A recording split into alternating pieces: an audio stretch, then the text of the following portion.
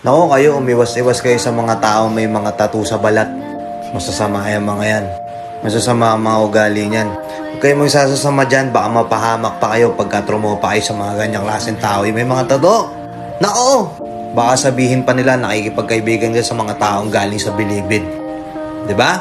May mga taong ganyan pa rin mag-isip. Na kapag may tattoo ka, masama kang tao. Kapag may tattoo ka, madumi ka.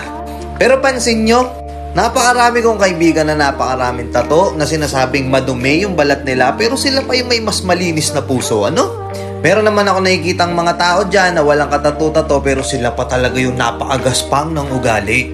Hindi pa rin talaga nauubos yung mga taong ganun mag-isip na porket may tattoo ka, masama ka ng tao. Pero in reality, yung iba pa nga mga walang tattoo na akala mo malinis ko, no? Sila pala talaga yung madumi yung ugali. Diba? Mainit.